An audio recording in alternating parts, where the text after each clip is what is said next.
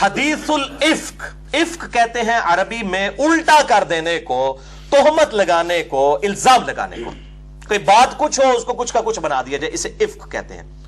حدیث افک بخاری اور مسلم کی متفقن علیہ حدیث ہے۔ یہ حدیث مشکات میں موجود نہیں ہے چونکہ ایک پرٹیکولرلی ایک ڈیٹیلڈ حدیث تھی، اس لیے امام ولی الدین تبریزی نے مشکات میں اس کو نہیں لیا، نہ امام بغوی نے۔ بہرحال صحیح بخاری میں انٹرنیشنل نمبر کے مطابق کتاب المغازی چیپٹر میں 4141 نمبر حدیث ہے، 4141 نمبر بھی یاد رکھنا آسان ہے۔ اور صحیح مسلم میں کتاب التوبہ والے چیپٹر میں انٹرنیشنل نمبر کے مطابق 7020 نمبر حدیث ہے، حدیث الافک۔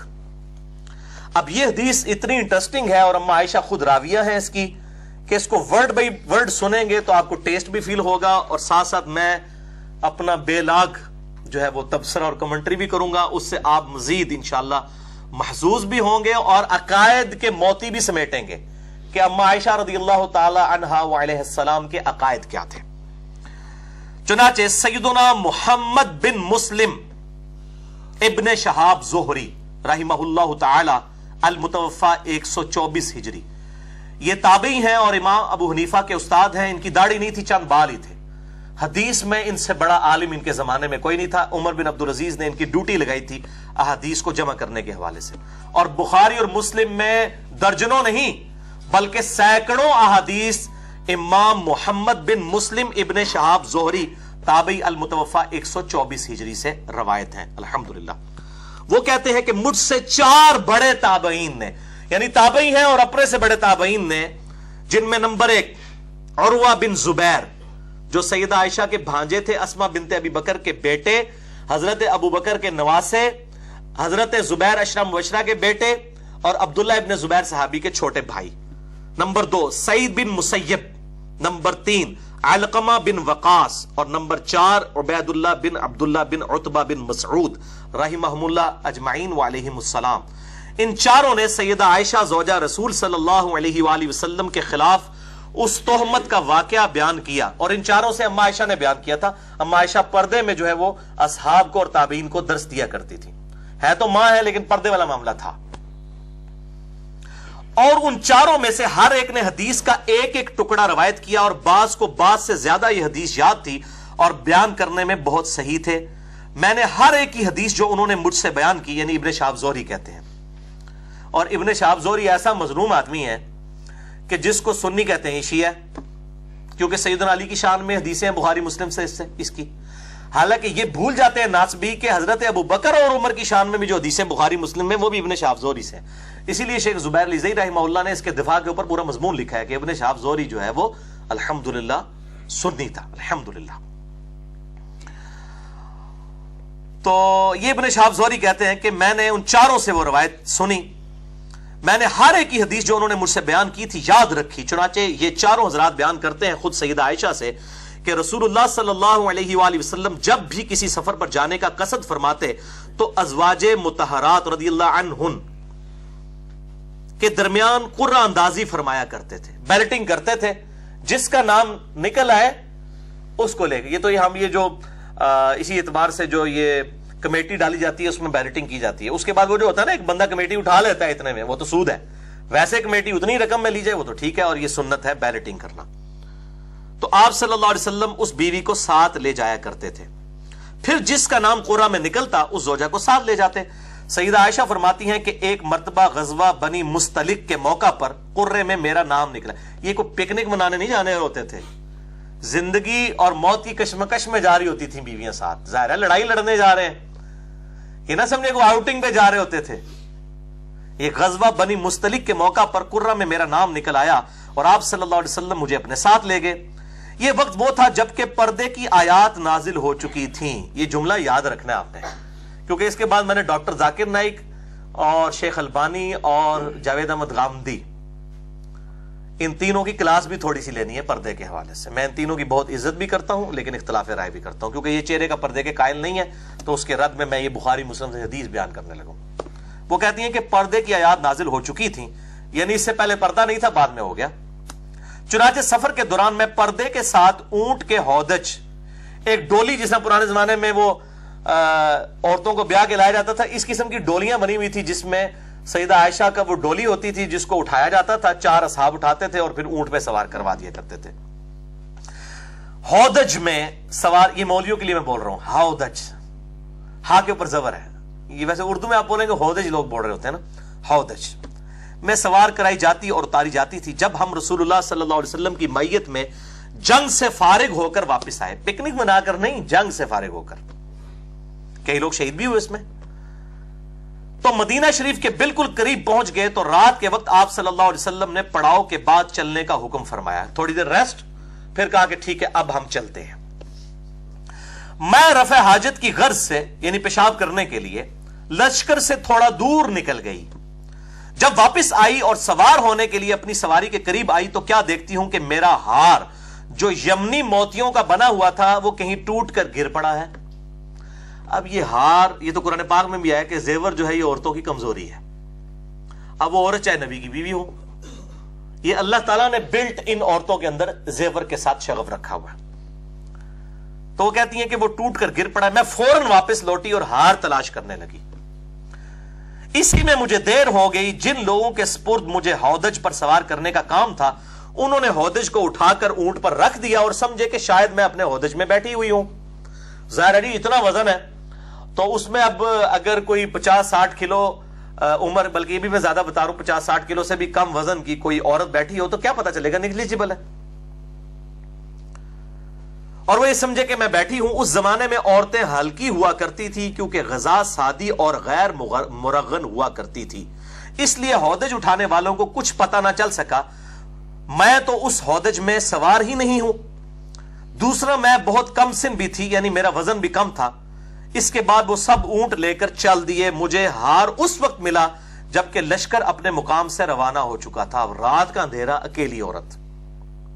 میں اپنی جگہ پر بیٹھ گئی اس خیال سے کہ جب لوگوں کو میرے رہ جانے کی خبر ہوگی تو وہ ضرور تلاش کرنے کی غرض سے واپس آئیں گے.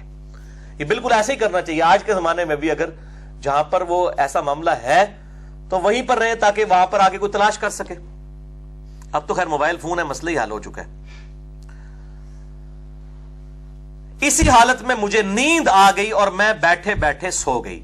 اسی دوران سیدنا صفوان بن معطل رضی اللہ تعالی عنہ وہاں آئے. وہ لشکر کے پیچھے پیچھے رہا کرتے تھے تاکہ گری پڑی چیزیں اٹھاتے ہوئے آئیں. یعنی جب پڑاؤ اٹھایا تو کسی کا کوئی سامان نہ رہ گیا ہو تو وہ پیچھے ڈیوٹی ہوتی تھی کہ وہ اس کو جو ہے وہ مینج کر لیں. جس طرح آپ لوگ اب یہاں سے جتنے 80-100 کے قریب لوگ بیٹھے ہیں چلے جائیں گے، پیچھے ہمارے عثمان بھائی نے وہ سارے وہ کپ سمیٹنے ہیں. تو ویسے تو جب ڈسپوزیبل باہر ہی سٹ کے لوگ ٹوٹ جاتے سن، جڑا نا جوسز وہ ڈبے بھی سٹ کے، تو وہ کہتے ہیں چلو کوئی ضروری سامان ہے تو صفوان بن معطل پیچھے رہتے تھے تو وہ اس کو چنا کرتے تھے. وہ صبح کے وقت جب میرے قریب پہنچے تو مجھے سوتا ہوا دیکھ کر پہچان لیا کیونکہ پردہ کی آیات نازل ہونے سے پہلے مجھے دیکھ چکے تھے. سوتی ہوئی حالت میں سیدہ عائشہ کا پردہ اتر گیا ہوا. سیدنا صفوان نے پہچان لیا یہ تو اماں ہے. اور اماں کیا کمنٹری کہہ رہی ہیں کہ انہوں نے میری شکل اسی لیے دیکھ کے پہچان لیا کہ پردے کی آیات نازل ہونے سے پہلے انہوں نے میری شکل دیکھا تھا. اگر وہ نہ دیکھی ہوتی تو مجھے پہچانتے بھی نہیں عورت کون ہے. Point to be noted for doctor Zakir Naik, Sheikh Albani, چلے وہ تو فوت ہو چکے رحمہ اللہ، اور جاوید احمد غامدی صاحب حافظہ اللہ تعالی، ساروں کے لیے. تو یہ پردے کا چہرہ تھا امہات المومنین. ہمارے لیے تو آئیڈیل وہی ہے نا. سورۃ العذاب میں آیا کہ نبی کی بیوی ہو تم عام عورتوں کی طرح نہیں ہو، اگر تم نے بے حیائی کی تمہیں دگنا عذاب دیا جائے گا. تم تو رول ماڈل ہو امت کے لیے. تو امت کے لیے، کیونکہ غامدی صاحب کہتے ہیں یہ ازواج کی خصوصیت تھی چہرہ ڈھانپنا، باقیوں کی نہیں ہے. ڈاکٹر ذاکر نائک صاحب کا بھی یہی موقف ہے کہ اگر کوئی کر لے تو بہتر ہے، نہ کرے تو کوئی واجب نہیں ہے. تو پردے کی آیات جو نازل ہوئی، حکم نازل ہوا، پھر کس کے لیے ہوا تھا؟ مسئلہ 106 میں بھی میں نے تھوڑا بہت اشارہ کیا. انشاءاللہ مجھے موقع ملا تو میں اس کے اوپر ڈیٹیل لیکچر بھی انشاءاللہ اس حوالے سے دوں گا. تو صفوان بن معطل نے جب دیکھا تو اما عائشہ کہتی ہیں انہوں نے زور سے پڑھا انا للہ و انا الیہ راجعون. یعنی ایک بہت بڑی مصیبت تھی مسلمانوں کے اوپر. ان کی آواز سن کر میری آنکھ کھل گئی. انہوں نے اونچی آواز میں سے پڑھا کہ اما جاگ جائے، اور میں نے اپنی چادر سے فوراً اپنا چہرہ چھپا لیا. یعنی چہرہ چھپا لیا، اس میں چہرے کے الفاظ موجود ہیں. اچھا، اللہ کی قسم ہم دونوں نے آپس میں کوئی بات تک نہیں کی. آپ ذرا اس صحابی کی جو ہے عفت و عصمت کو بھی داد دیں. ورنہ وہ کہتے ہیں اما جی تسی پیچھے رہ گئے ہو, میں جناب حاضر تہاڈا غلام, ادھر تو لوگ بڑی ایفیشنسیاں جھاڑتے ہیں جناب, بے فکر وہ کچھ نہیں ہوتا, میں جناب انہیں اونٹ لے کے آیا. کوئی بات نہیں کی. اس چیز کو بھی انہوں نے سیدہ عائشہ کی عصمت اور عفت کے منافی سمجھا. وہ کہتے ہیں صرف یہ پڑھا اور میں اٹھی اور کوئی بات نہیں کی. اللہ کی قسم ہم دونوں نے آپس میں کوئی بات تک نہیں کی, اور نہ ہی میں نے ان سے سوائے انا للہ و انا الیہ راجعون کے کوئی اور بات سنی. یعنی انہوں نے آپس میں کوئی خود کلامی بھی نہیں کی کہ شکر ہے یا اللہ میں نے بھیجا, آپس میں بھی کوئی بات نہیں کی, انہوں نے اپنے آپ سے بھی کوئی بات نہیں کی. صفوان رضی اللہ تعالیٰ نے اپنی سواری سے اتر کر اس کے دست و پا کو باندھنے میں مصروف ہوئے. پھر انہوں نے مجھے اس پر بیٹھنے کو کہا اور میں اس پر بیٹھ گئی. یعنی وہ جانور بدک نہ جائے, تو وہ آپ رضی اللہ تعالی عنہا اس پر سوار ہو گئی. صفوان یعنی بٹھایا, اس نے اونٹ کو نیچے بٹھایا تو پھر آپ اس کے پر سوار ہوئی. صفوان آگے آگے اونٹ کو کھینچتا ہوا چلا, اور ہم دوپہر کے قریب شدت کی گرمی میں لشکر میں پہنچ گئے, اور سب ٹھہرے ہوئے تھے. یعنی سب انتظار کر, ابھی مدینے میں نہیں پہنچے تھے, راستے میں انتظار کر رہے تھے. پھر جسے تہمت لگا کر ہلاک ہونا تھا وہ ہلاک ہو گیا, اور جو اس بہتان کا سب سے زیادہ محرک ہوا وہ منافقین کا سردار عبداللہ ابن ابی تھا. اور وہ ابن زبیر کہتے ہیں کہ مجھے معلوم ہوا ہے کہ عبداللہ ابن ابی کے سامنے جب بھی افک کا ذکر ہوتا تو وہ اس کا اقرار کرتا تھا, اور اس واقعے کو یعنی جھوٹا واقعہ بنا کے سنایا بھی کرتا تھا. جبکہ ان بہتان لگانے والوں میں تینوں ہی صحابہ ہیں. کوئی بریلوی دیوبندی اہل حدیث شیعہ نہیں ہے, حنفی شافعی مالکی حنبلی نہیں ہے, تینوں صحابہ. نمبر 1 سیدنا حسان ابن ثابت رضی اللہ تعالی عنہ وعلیہ السلام. نمبر 2 سیدنا مستح بن اثاثہ رضی اللہ تعالی عنہ وعلیہ السلام, یہ سیدنا ابوبکر کے رشتہ دار بھی تھے. اور تیسرا ام المؤمنین سیدہ زینب کی بہن چھوٹی حمنہ بنت جحش رضی اللہ عنہن وعلیہم السلام. یہ 3 تھے جنہوں نے جو اس تہمت لگانے والوں میں شامل ہو گئے بغیر دلیل کے. اور پھر چونکہ دلیل نہیں تھی, جھوٹا الزام بھی تھا, ان کو پھر 80 کوڑے بھی لگے. صحابی ہونے کے چھوڑا نہیں گیا. وہ حدیث موجود ہے ترمذی میں 3180, سنن ابی داؤد میں 4474, مشکات میں بھی موجود ہے 3579 53579 کہ ان تینوں کو پھر 80 کوڑے بھی لگائے گئے جھوٹے الزام کی وجہ سے, قذف جسے کہا جاتا ہے. اگر ثابت نہ ہو تو پھر ان پہ کوڑے لگائے جائیں گے. عبداللہ ابن ابی کو چھوڑ دیا گیا چونکہ منافق تھا, فتنے کے ڈر سے کہ وہ پارٹی بازی نہ بنا لے, اس کے تو سب کو عیاں تھا, اس کو اس میں صرف نظر کیا گیا.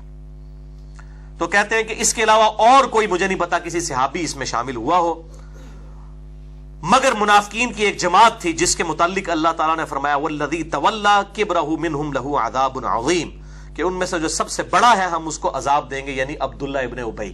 وہ بڑا اس کا سرغنہ تھا, یعنی جو ان کا سرغنہ تھا اس کے لیے دردناک عذاب ہے. اور عروہ کہتے ہیں کہ وہ بڑا سرغنہ عبداللہ ابن ابی تھا. اور آپ کو حیرانگی ہوگی کہ بنو امیہ کے لوگ کتنے عرصے تک یہ جو الفاظ ہیں نا قرآن میں کہ ان کا بڑا جو ہے اس کو عذاب دیں گے, تو حضرت علی پہ لگاتے تھے, نعوذ باللہ. لیکن بخاری مسلم پہ قربان جائیں, انہوں نے تو نام بھی لکھ دیے کہ عبداللہ بن ابی تھا. یہ جب انسان دشمنی پہ اتر آئے تو پھر انسان, جس طرح وہ مشرکین عرب کہا کرتے تھے, یہودی جو ہے وہ کہتے تھے کہ ان مسلمانوں سے تو مشرکین عرب بہتر ہیں. حالانکہ مسلمان تو حضرت موسیٰ کو بھی مانتے تھے, آسمانی دین کو مانتے تھے, مشرکین تو بت پرست تھے. لیکن جب کسی کا گیر الٹا لگ جائے, تعصب میں بغیم بینہم میں آ جائے, تو پھر ان قسم کی بات کرتا ہے.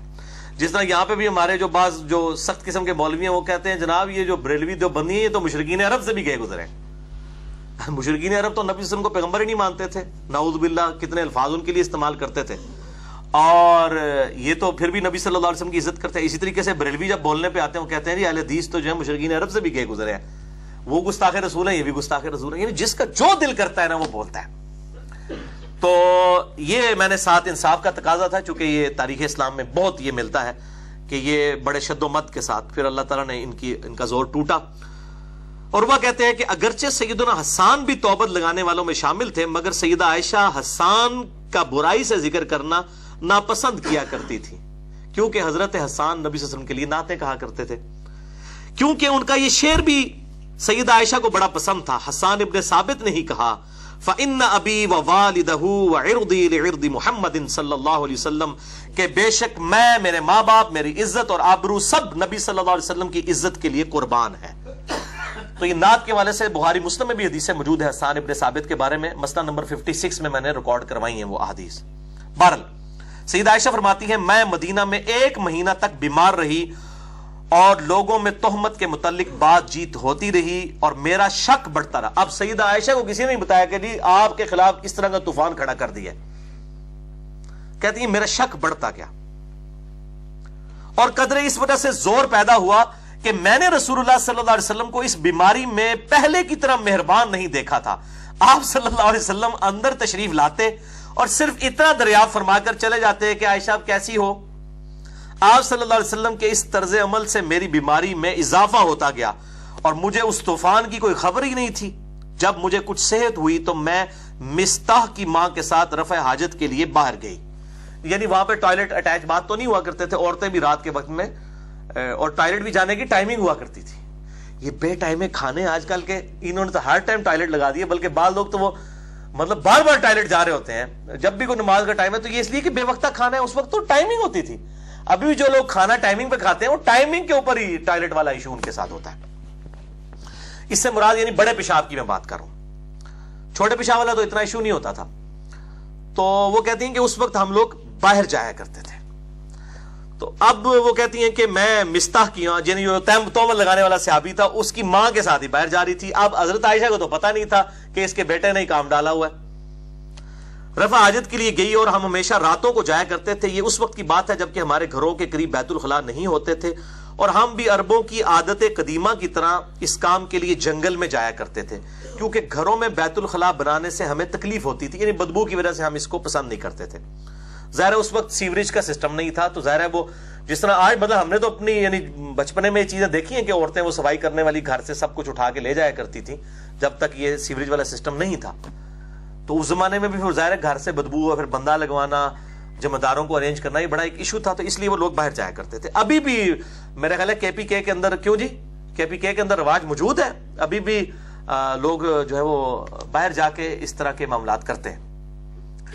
اچھا، تو وہ کہتے ہیں کہ ہم لوگ جایا کرتے تھے باہر، میں اور مستح کی ماں جو کہ ابی رحم بن عبد المطلب بن عبد مناف کی بیٹی تھی، اور اس کی ماں صخر بن عامر کی بیٹی تھی، اور وہ میرے والد سیدنا ابوبکر کی خالہ تھی، اور مستح بن ثاثہ ان کا بیٹا تھا، یعنی سیدنا ابوبکر کی خالہ کا بیٹا رشتے میں۔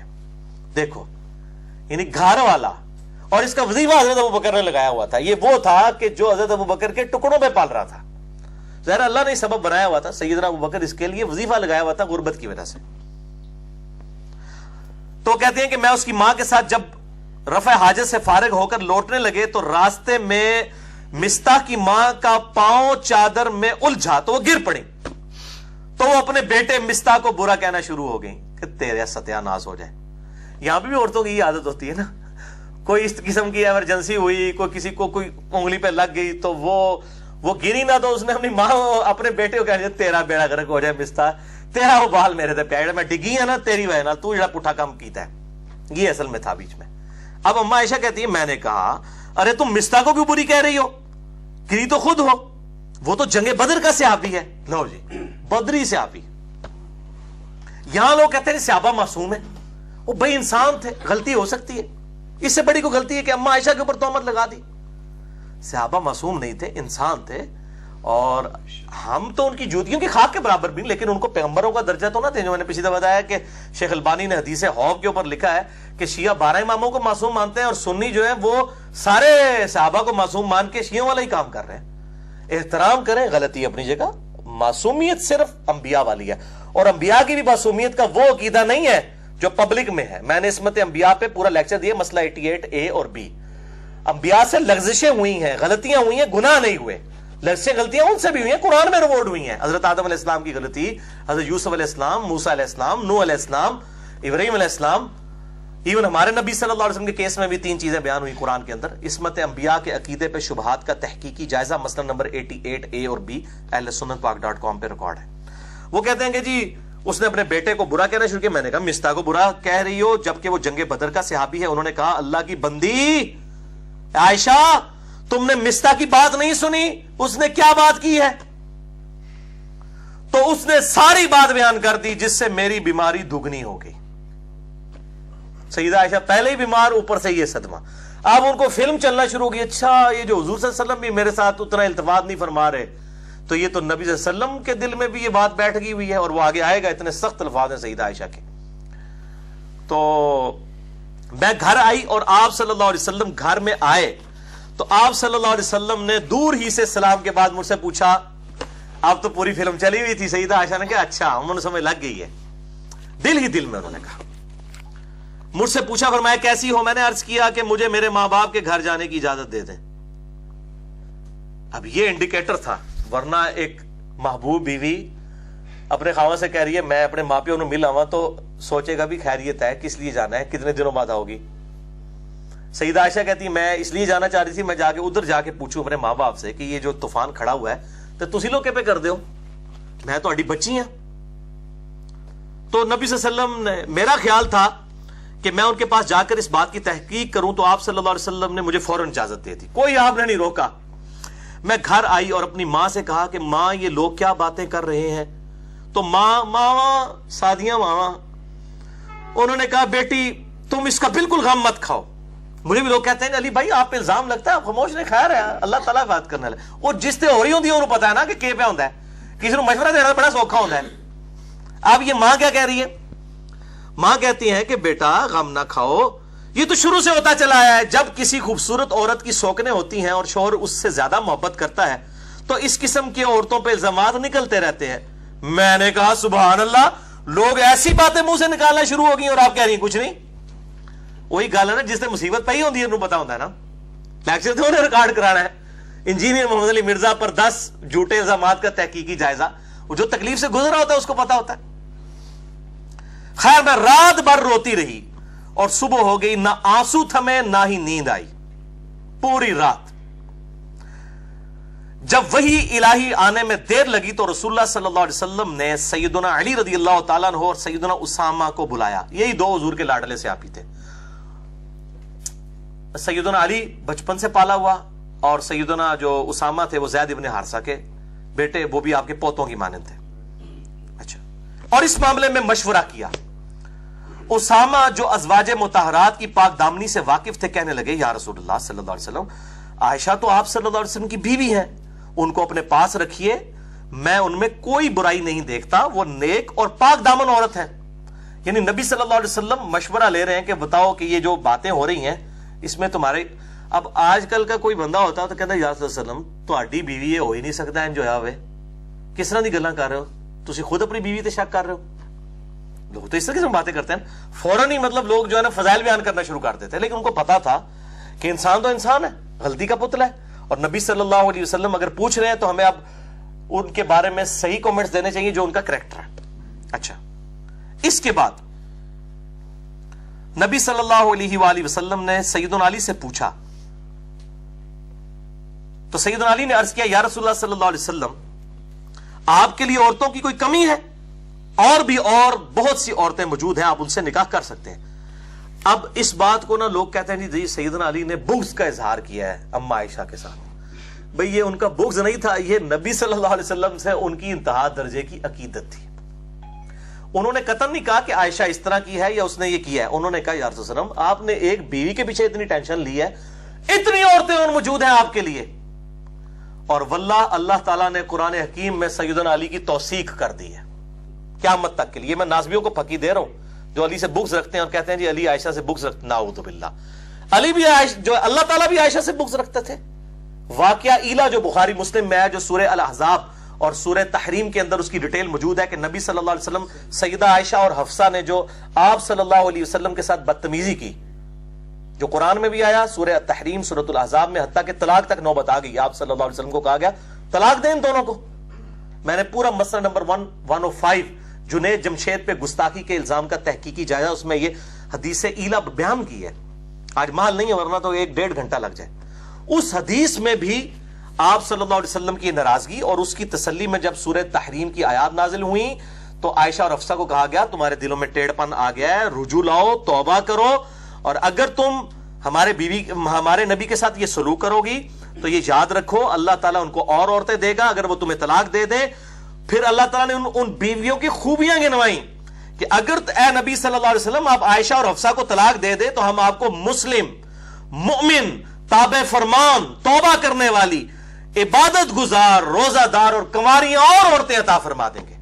तो सैयदना अली ने कौन सा जुर्म किया ये कहा कह के कि या रसूलल्लाह आपके लिए थोड़ी है और औरतें? उन्होंने तो इतना कहा, अल्लाह ताला ने उसकी ब्रेकअप भी दे दिया कि अगर आप आयशा हफ्सा को तलाक दें तो हम आपको मुस्लिम, मुमिन, ताबे फरमान, तौबा करने वाली, इबादत गुजार, रोजादार, कंवारी बीवियां और अता फरमा देंगे।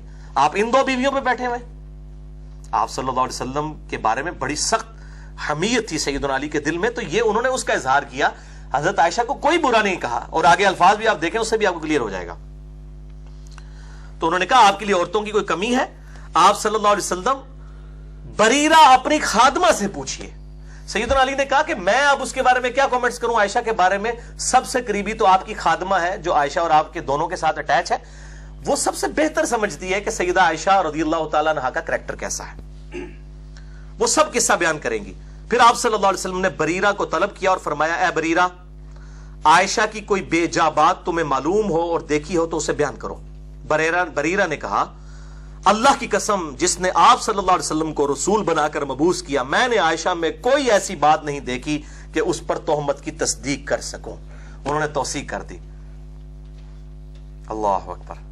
हां, वो नहायत कमसिन लड़की हैं और उनके भोलेपन की हालत यह है कि आटा गूंद कर सो जाती हैं तो बकरी आकर खा जाती है। यानी ये उनके अंदर एक थोड़ी सी इस हवाले से कमजोरी मौजूद है, बाकी करैक्टर की कोई कमजोरी नहीं है। आप सल्लल्लाहु अलैहि वसल्लम बरीरा की बात सुनकर खड़े हुए, फिर मिंबर पर आकर आप सल्लल्लाहु अलैहि वसल्लम ने अब्दुल्ला इब्ने उबई के मुतालिक मुसलमानों से खुतबा इरशाद फरमाया और कहा, मुसलमानों, इस शख्स से कौन बदला लेगा जिसने मेरी बीवी पर इल्जाम लगाया है और मुझे बदनाम करने की कोशिश की है और इस बदनामी को मुझ तक ले आया। अल्लाह की कसम मैं अपनी बीवी को नेक और पाक दामन ही समझता हूं। अब ये जो आप सल्लल्लाहु अलैहि वसल्लम का कसम उठाना है ना, तो बुखारी और मुस्लिम में हदीस है कि अल्लाह के ऐसे नेक बंदे भी हैं जब कसम उठा दें तो अल्लाह उनकी कसम को सच्चा कर देता है। तो सबसे नेक आदमी कौन है? हमारे महबूब सल्लल्लाहु अलैहि वसल्लम। और ये इस कसम में ये चीज पोशीदा है कि आप सल्लल्लाहु अलैहि वसल्लम भी सैयदा आयशा के बारे में हुस्न ज़न रखते थे। अच्छा, और फिर नबी सल्लल्लाहु अलैहि वसल्लम ने उसी खुतबे में कहा कि और जिस गरीब सफवान को ये शरीक कर रहे हैं मेरे बीवी के मामले में, वो भी इंतहाई अच्छा आदमी है, मेरी गैर मौजूदगी में कभी भी वो मेरी बीवी के पास नहीं आया। ये कलाम सुनते ही साद इब्ने माज औस के सरदार खड़े हुए और अर्ज किया, या रसूलल्लाह, आपके हुक्म की तामील की जाएगी। अगर ये शख्स मेरे कबीले का होता, यानी अब्दुल्ला इब्ने उबई, वो खजरज में से था, तो मैं अभी उसकी गर्दन मार देता। और अगर ये हमारे भाइयों खजरज में से है, अब कबायली सिस्टम बड़ा स्ट्रांग था, तो आप सल्लल्लाहु अलैहि वसल्लम हमें हुक्म दें तो उस पर अमल किया जाएगा, हम इनको भी नहीं छोड़ेंगे। अच्छा, अब देखें कबायली सिस्टम कितना स्ट्रांग था। ये सुनकर कबीला खजरज का एक और शख्स खड़ा हुआ जिसकी मां हस्सान की चचाजाद बहन थी और उसके कबीले की थी, इसका नाम सैयदना साद इब्ने उबादा था। वो खजरज के सरदार, वो भी सहाबी हैं। 155 असहाबे सुफा का खाना उनके घर से जाता था। वो खजरज का सरदार था, खड़ा हुआ कहने लगा, वल्लाह ऐ साद इब्ने माज, तू झूठा है और कभी उसको नहीं मार सकता, ना तेरी ये मजाल है कि तू उसे मार सके। अगर वो तेरे कबीले का होता तो तू कभी भी उसे कत्ल ना करता। अब वो चूंकि हमारे कबीले का है इसलिए तू कह रहा है। ये देखें, यानी इंसानी इंस्टिंक्ट कितनी अजीब चीज है। मसला नबी सल्लल्लाहु अलैहि वसल्लम का है और ये वो शख्स है जिसकी वजह से साद इब्ने माज मुसलमान हुए हैं। साद इब्ने उबादा पहले मुसलमान हुए हैं, खजरज के सरदार। इनकी दावत से साद इब्ने माज मुसलमान हुए हैं जो गज़वे खंदक के ऊपर शहीद हो गए, उनके तीर लगा आके, और वही जख्म जो है वो आगे उनकी शहादत तक चला गया। अब वो बाद में मुसलमान है और उनके ईमान का लेवल देखें। वो कह रहे हैं कि या रसूलल्लाह, हमारे कबीले का होता हम तब भी कत्ल कर देते, इस कबीले का नहीं छोड़ेंगे, आप जरा एक दफा इशारा करें हमें। और दूसरा कबीला खजरज का सरदार सहाबी है साद इब्ने उबादा, कह रहे हैं हाँ साद इसलिए तू कह रहे, दोनों का नाम साद ही है, साद इब्ने माज और क्यों साद अली साद इब्ने माज और साद इब्ने उबादा। एक तीसरे सहाबी भी है साद, मैंने अपने बेटे का नाम भी साद रखा है, साद इब्ने अबी वकास रज़ियल्लाहु ताला अन्हुम अजमईन व अलैहिमुस्सलाम। तो वो दोनों साद है और वो दोनों इस तरह जब कर रहे हैं तो नबी सल्लल्लाहु अलैहि वसल्लम ने जब ये मामला देखा, उसी दौरान उसैद बिन हुजैर खड़े हुए, यानी औस के एक और सरदार थे जो साद इब्ने माज के चचाजाद भाई थे। وہ کہنے لگے اللہ کی قسم ہم اسے ضرور قتل کریں گے اے سعد ابن عبادہ، تو منافق ہے اور منافقوں کی حمایت کرتا ہے. حالانکہ وہ صحابی تھے. یہ تھی نبی صلی اللہ علیہ وسلم سے محبت صحابہ کی. انہوں نے کہا سعد تم منافق ہو چکا ہے، حالانکہ یہ شخص پہلے نیک تھا مگر اب اپنی قوم کی حمایت کر رہا ہے. انہوں نے کہا تو ہے بندہ نیک صاحب پر ہون تیری قوم آگے آ گئی ہے.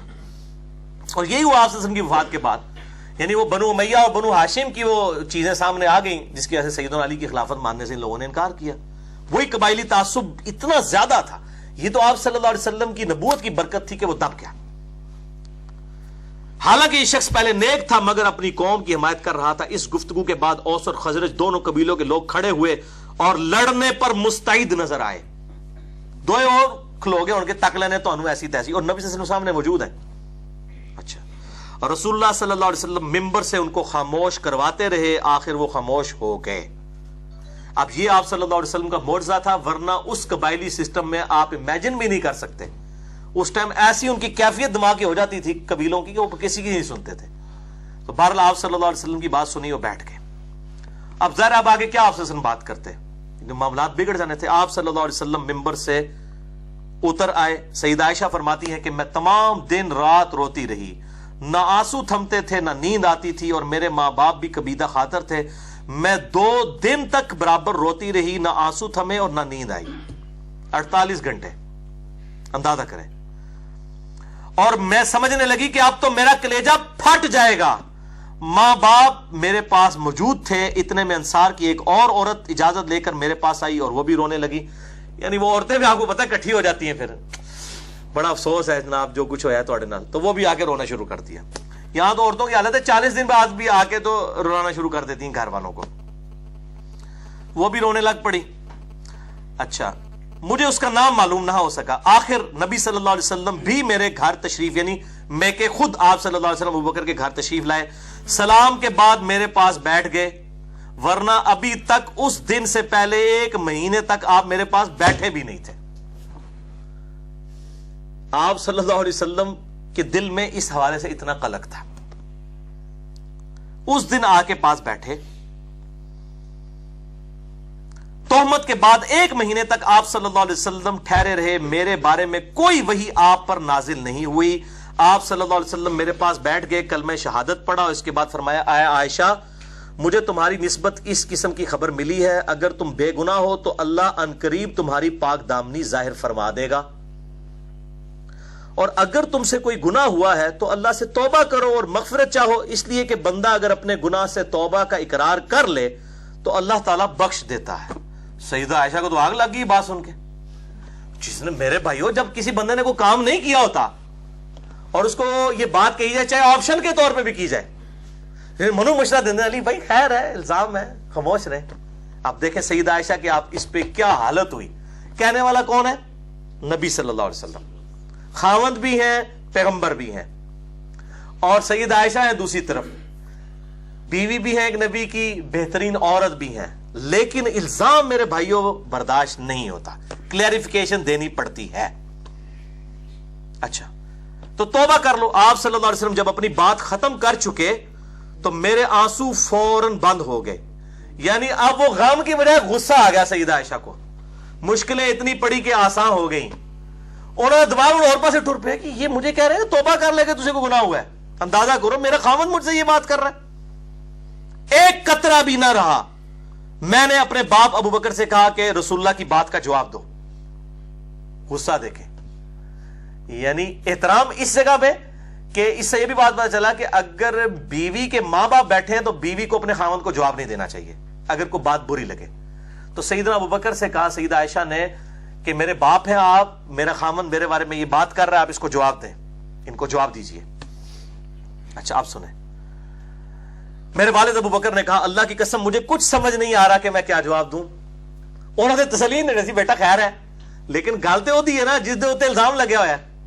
اچھا پھر میں نے اپنی ماں سے کہا کہ آپ صلی اللہ علیہ وسلم کو آپ جواب دیجئے، مگر انہوں نے بھی مجھے یہی جواب دیا کہ بیٹا مجھے کچھ سمجھ نہیں آ رہی کہ میں نبی صلی اللہ علیہ وسلم کو کیا جواب دوں.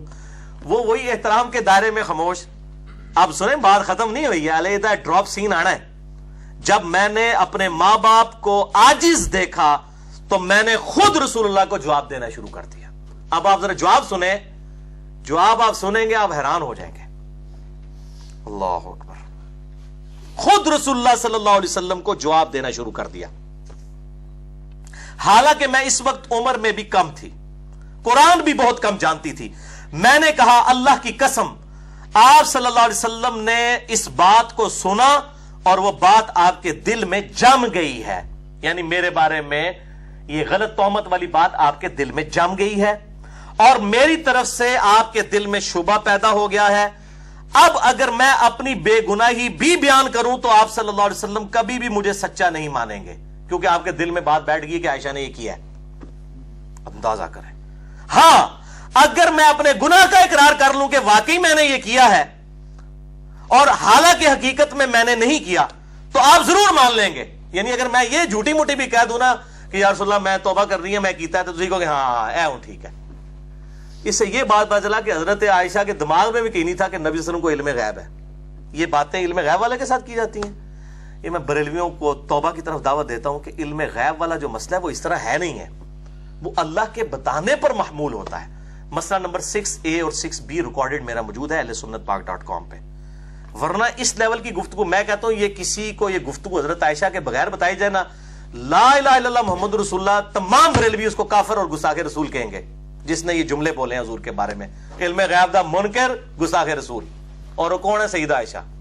ان کے عقیدہ جو انہوں نے پروپیگیٹ کیا ہوا ہے پبلک کے اندر، نعوذ باللہ من ذالک. اچھا پھر کہنے لگی کہ میں نے کہا کہ اللہ گواہ ہے کہ اب میری اور آپ کی وہی حالت ہے جو یوسف کے والد کی تھی. پھر میں نے قرآن کی وہ آیت سورہ یوسف کی پڑھی، فصبر جمیل واللہ المستعان علی ما تصفون. میں صبر کروں گی. جو حضرت یعقوب علیہ السلام کو جب ان کے قریبی رشتہ دار سمجھاتے تھے نا کہ یوسف کو نہ یاد کریں نہ یاد کریں، آپ کو ویسے ہی وہم ہو گیا ہے، وہ کہتے ہیں مجھے یوسف کی خوشبو آتی ہے، تو انہوں نے کیا کہا؟ یہی پڑھا، فصبر جمیل واللہ المستعان علی ما تصفون. میں صبر کروں گا جو کچھ یوسف کے بھائیوں نے کیا، اللہ سے مدد مانگوں گا. یہ کہہ کر میں نے اپنا منہ گھما لیا اور بستر پر خاموشی سے لیٹ گئی حضور سے کو کنڈ کر کے. اتنا غصہ یہ بات کر کے اس کے بعد کہتی میں نے دوسری طرف منہ کر لیا، کیونکہ مجھے یقین تھا کہ اللہ خوب جانتا ہے کہ میں گناہ ہوں. اور اگر بریلوی ہوتی تو وہ بھی عقیدہ ہوتا وہ والا جو معاملہ انہوں نے مشہور کیا ہوا ہے، اور میری گناہ بے گناہی کو اللہ ظاہر کر دے گا. مگر مجھے یہ خیال بھی نہ تھا کہ میرے معاملے میں قرآن کی آیات نازل ہو جائیں گی. اللہ اکبر. سورۃ النور آیت نمبر 11 سے لے کر 26 تک 16 آیات. اللہ. اچھا انہوں نے کہا کہ مجھے یقین تھا کہ اب ہو جائے گا. کیوں؟ اب اس سے بڑی کیا تکلیف تھی کہ خاوند کہہ رہا کہ توبہ کر لے اگر ہو گیا، کیونکہ یہ قرآن کی آیت ہے ان مع العسر یسرا ان مع العسر یسرا. ہر مصیبت کے بعد آسانی ہے، ہر مشکل کے بعد آسانی ہے. انہوں نے کہا اس سے بڑی تو کوئی مشکل آ ہی نہیں سکتی تھی کہ میرا خاوند مجھ پہ شک کرے. اب کہتی مجھے یقین ہو گیا کہ اب اس کے بعد آسانی آئے گی، یعنی اللہ تعالیٰ خود اظہار کر دے گا اس معاملے کا. مجھے تو یقین بھی نہ تھا میرے بارے میں آیات نازل ہوں گی اور قیامت تک پڑھی جائیں گی، کیونکہ میں اپنی حیثیت اتنی نہیں سمجھتی تھی کہ اللہ تعالیٰ میرے بارے میں اپنا قرآن نازل فرما دے گا. ہاں یہ امید تھی کہ آپ صلی اللہ علیہ وسلم کو خواب میں میرے متعلق بتا دیا جائے گا. یعنی اس سے کیا پتا چلا؟ ان کو یہ عقیدہ نہیں تھا کہ نبی صلی اللہ علیہ وسلم خود علم غیب جان لیتے ہیں، جب چاہیں جتنا چاہے جان لیتے ہیں. یہ عقیدہ نہیں تھا ان کا. نعوذ باللہ. مسئلہ نمبر 6A اور 6B دیکھ لیجئے. خواب میں میرے متعلق بتا دے گا جس سے میری بے گناہی ثابت ہو جائے گی. اس کے بعد آپ صلی اللہ علیہ وسلم اپنی جگہ سے اٹھے بھی نہ تھے، نہ کوئی گھر کا آدمی اٹھا تھا. اسی وقت یہ جب وہ باتیں کر کے ہٹی، آپ صلی اللہ علیہ وسلم پر وحی کی کیفیت طاری ہوئی جیسا کہ وحی کے وقت ہوا کرتا تھا، اور اس کلام کی سختی کی وجہ سے، اس کے وزن کی وجہ سے آپ صلی اللہ علیہ وسلم پر سردی کے ایام میں بھی جسم مبارک پر پسینہ ٹپکنا شروع ہو جاتا تھا. وَلَوْ أَنزَلْنَا هَذَا الْقُرْآنَ عَلَى جَبَلٍ لَرَأَيْتَهُ. اگر ہم یہ قرآن کسی پہاڑ پر بھی نازل کر دیتے تم دیکھتے خاشعا متصدعا من خشیت اللہ، کہ وہ پھٹ جاتا اللہ کے جو ہے اس روب کی وجہ سے. تو نبی صلی اللہ علیہ وسلم پہ سخت سردیوں میں بھی جب یہ قرآن دل پہ نازل ہوتا تھا تو پسینہ چھوٹ جاتا تھا اور منہ سے خراٹے کی آواز آنا شروع ہو جاتی تھی، جس کو ہم کہتے ہیں سپر ایفیشنسی آف مائنڈ. اس حالت میں آپ صلی اللہ علیہ وسلم چلے جاتے تھے. جب وحی کی حالت گزر چکی تو آپ صلی اللہ علیہ وسلم نے تبسم فرمایا اور سب سے پہلے یہ بات ارشاد فرمائی، عائشہ اللہ نے تمہاری پاک دامنی بیان فرما دی ہے. میری ماں نے ماں ٹھنڈیاں چھاواں، میری ماں نے فوراً کہا عائشہ اٹھو، فوراً آپ صلی اللہ علیہ وسلم کا شکریہ ادا کرو. ماما بیچاری بولیاں. میں نے کہا اللہ کی قسم میں رسول اللہ کا شکریہ ادا نہیں کروں گی، بلکہ میں اپنے رب کا شکر ادا کروں گی جس نے میری برات کا اعلان کیا. آپ تو تھوڑی دیر پہلے تک میرے پہ شک کر رہے تھے، میں آپ صلی اللہ علیہ وسلم کا شکر کیوں ادا کروں؟ یہ اس کی ٹرانسلیشن ہو رہی ہے، سیم الفاظ ہے، پورا سن چکے ہیں. میں اللہ کا شکر ادا کروں گی جس نے میرے خاوند کا دل میرے بارے میں صاف کیا، آیات نازل کی. اچھا نبی صلی اللہ علیہ وسلم بیٹھے تھے، انہوں نے نہیں کہا تو گستاخی کر دیتی ہے، پوائنٹ ٹو بی نوٹڈ، ورنہ تو کہنا چاہیے تھا نا. ویسے آج کل کے مولوی ہو تو وہ فوراً 302 جا کے وہ کون سی ہے جی وہ 295 لگوا دیتے سیدہ عائشہ کے اوپر، نعوذ باللہ من ذالک. بالکل ان منوسوں کا تو یہ عقیدہ ہے کہ گستاخ رسول کی توبہ بھی قبول نہیں ہے. یہ ابن تیمیہ نے جو ٹیکہ لگا دیا نا کہ جی گستاخ رسول کی توبہ ہی نہیں ہے، چاہے وہ توبہ کر بھی لے.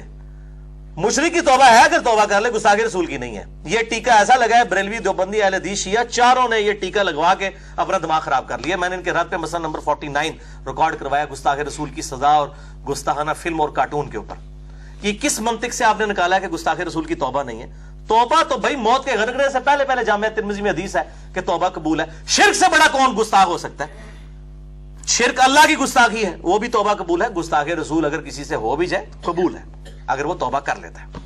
وہ پاکستانی گستاخی نا، وہ پاکستان میں تو ہر چیز گستاخی. میں جو کچھ حضرت عائشہ کا کریکٹر بتا رہا ہوں نا، پاکستان کے کیس میں اس میں درجنوں گستاخیاں پاکستان کے علماء بریلوی، دیوبندی، اہل حدیث، شیعہ اپنا جو انہوں نے فارمولہ گستاخی رسول کا بنایا وہ لگا دیں گے. آپ دیکھیں، اندازہ کریں. وہ کہتی ہیں میں اللہ کی قسم نبی صلی اللہ علیہ وسلم کا شکر نہیں ادا کروں گی بلکہ میں اللہ کا شکر ادا کروں گی. اور اللہ تعالیٰ نے یہ 10 آیات ان الذین جاؤوا بالافک عصبۃ منکم سے لے کے وان اللہ رؤوف الرحیم، یہ 10 تو پرٹیکولر آپ کی برات میں تھی. اور اگلی 6 آیات میں سیدنا ابوبکر نے جو وظیفہ بند کیا تھا وہ ابوبکر کو بھی کہا گیا تم اللہ کے لیے وظیفہ دے رہے ہو، وظیفہ دوبارہ سے سٹارٹ کرو. اندازہ کریں، میرے رب نے میری بے گناہی ظاہر فرما دی. سیدنا ابوبکر جو رشتہ دار کی غربت کی وجہ سے مستح کی کچھ مالی مدد کیا کرتے تھے، انہوں نے مستح کے متعلق یہ سوچا ہی تھا کہ آئندہ میں اسے کوئی مال نہیں دوں گا کیونکہ اس نے عائشہ کو بدنام کیا. چنانچہ اللہ تعالیٰ نے اس کے بارے میں بھی نازل فرما دیا وَلَا يَأْتَلِ أُولُو الْفَضْلِ مِنْكُمْ، جو تم میں جن کو اللہ نے مال دیا ہے وہ اپنی رشتہ داریوں کی وجہ سے نا، دیکھیں ذرا کس لیول کی بات ہو رہی ہے. جناب یہاں جنید جمشید صاحب کی کوٹر لگا رہے ہیں، ادھر جو بیچارہ معافیا مانگ رہا ہے کہتے ہیں توبہ قبول نہیں ہے.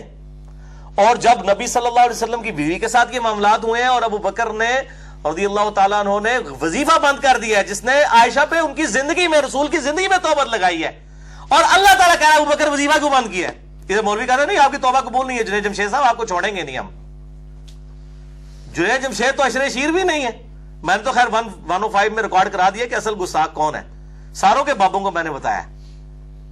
اور یہاں پہ مستح کا وظیفہ جب بند کیا حضرت عائشہ پہ تہمت کیا سے اللہ تعالیٰ نے بجائے مستح کے ابو بکر کو کہا کہ تو اللہ کے لیے وظیفہ دے رہا تھا، تو نے کیوں وظیفہ بند کیا؟ تو نے تو اللہ سے اجر لینا ہے. یہ آیات نازل ہوئی. اس کے بعد ابو بکر کہنے لگے میں خوش ہوں کہ اللہ مجھے بخشے. اس میں اللہ نے کہا تھا آیات میں کہ کیا تم نہیں چاہتے کہ اللہ تمہیں بخشے تو تم اللہ کے دیے میں سے کیوں وظیفہ روکتے ہو؟ اللہ اکبر، یہ ہے للہیت. تو حضرت ابو بکر کہتے ہیں میں خوش ہوں کہ اللہ مجھے بخشے، میں مستح کو وہی کچھ دیا کروں گا جو پہلے دیا کرتا تھا، واللہ میں اس کو مال دینا بند نہیں کروں گا. سیدہ عائشہ فرماتی ہیں آپ صلی اللہ علیہ وسلم نے تہمت کے ایام میں ام المومنین زینب سے جو میری سوکن تھیں میرا حال دریافت کیا، کیونکہ ام المومنین زینب کی بہن جو حمنہ بنت جہش تھی نا وہ بھی اس میں شامل تھی تہمت لگانے والوں میں، حسان ابن ثابت اور مستح کے ساتھ. ان تینوں کو کوڑے بھی لگائے گئے. تو ان سے جب پوچھا کہ تم عائشہ کو کیسے جانتی ہو تو کیسا پایا، تو انہوں نے عرض کیا یا رسول اللہ میں اپنے کان اور اپنی آنکھوں کو محفوظ رکھتی ہوں، واللہ میں نے عائشہ کو نیکی اور بہتر کے علاوہ کسی اور حالت میں نہیں دیکھا. آپ صلی اللہ علیہ وسلم کی ازواج میں زینب میرے برابر کی تھی. یعنی سیدہ عائشہ کہتی ہیں کہ یعنی آپ صلی اللہ علیہ وسلم کی توجہ کے اعتبار سے سیدہ زینب میرے برابر کی تھی. اور ان کے بارے میں حدیث ہے کہ سب سے پہلے، صحیح بخاری میں بھی آتا ہے، مسلم میں، کہ میرے مرنے کے بعد سب سے پہلے میری وہ بیوی مجھے آ کے ملے گی جس کے ہاتھ سب سے لمبے ہیں، یعنی اس کی یہ کوالٹی ہے. تو سیدہ عائشہ کہتی ہیں ہم ساری بیویاں آپس میں ہاتھ لمبائی کیا کرتی تھیں، تو سیدہ زینب سب سے پہلے فوت ہوئی. تو ہمیں پتہ چلا اچھا یہ ہاتھ لمبے سے مراد ہے اللہ کی راہ میں خرچ کرنے والی. حضرت زینب سے بڑھ کر حضور کی کوئی بیوی انفاق فی سبیل اللہ نہیں کرتی تھی، یہ اتنی لاڈلی بیوی تھی سیدہ زینب. تو عائشہ کہتی ہیں کہ سیدہ زینب کی اگرچہ بہن تھی الزام لگانے والوں میں، لیکن انہوں نے اپنی بہن کا ساتھ نہیں دیا. حالانکہ عورتیں تو آپ کو پتہ ہے انہوں نے میرے بارے میں حق بات کہی. اور حضرت عائشہ کہتی ہیں کہ ازواج میں سے اگر میرے مقابلے کی کوئی عورت تھی نا نبی صلی اللہ علیہ وسلم کی نگاہوں میں تو وہ زینب تھی. اللہ نے ان کی نیکی کی وجہ سے ان کو محفوظ رکھا, مگر ان کی بہن حمنہ نے لڑائی شروع کر دی اور وہ بھی تہمت لگانے والوں کے ساتھ ہلاک ہو گئی, یعنی ان پہ بھی قذف کے 80 کوڑے لگائے گئے. سیدہ عائشہ کہتی ہیں واللہ جس شخص کے متعلق مجھ پر بہتان لگایا گیا یعنی صفوان بن معطل, وہ ان باتوں کو سن کر تعجب کیا کرتا تھا اور سبحان اللہ کہا کرتا تھا. اللہ کی قسم, وہ کہا کرتا تھا کہ اللہ کی قسم, اس اللہ کی قسم جس کے قبضے قدرت میں میری جان ہے, میں نے تو کبھی کسی بھی عورت کو ایسے تعلق کے ساتھ ہاتھ تک نہیں لگایا. یعنی وہ کنوارا تھا. وہ کہتا ہے عائشہ کیا میں نے تو کسی عورت کو ہاتھ نہیں لگایا. اور عائشہ فرماتی ہیں اس کے بعد وہ کنواری حالت میں ہی اللہ کی راہ میں شہید بھی ہو گئے. یہ بھی حضرت عائشہ پر اللہ کی کرامت ہوئی کہ جس مرد کے ساتھ ان کو نعوذ باللہ جوڑا گیا اس حوالے سے, صفوان بن معطل, اللہ تعالیٰ نے اس کی قسمت میں کوئی عورت رکھی نہیں. یعنی وہ والا معاملہ ایسا کیا کہ وہ عورت, وہ مرد جو ہے وہ کنواری حالت میں ہی شہید ہو گیا اللہ تعالیٰ کی راہ میں. الحمدللہ اس کے اوپر یہ حدیث عفت جو ہے وہ مکمل ہوئی. اب رہا ان آیات کا معاملہ, وہ انشاءاللہ اگلی دفعہ جلدی میں 10-15 منٹ میں کور ہو جائیں گی, تو وہ پورا اس کا بلو پرنٹ آپ کو سمجھ آ گیا ہے. اللہ تعالیٰ سے دعا ہے جو حق بات میں نے کہی اللہ تعالیٰ ہمارے دلوں میں راسخ فرمائے. اگر جذبات میں میرے منہ سے کوئی غلط بات نکل گئی تو اللہ تعالیٰ ہمارے دلوں سے معاف کر دے. ہمیں کتاب و سنت کی تعلیمات پر عمل کر کے دوسرے بھائیوں تک پہنچانے کی توفیق عطا فرمائے.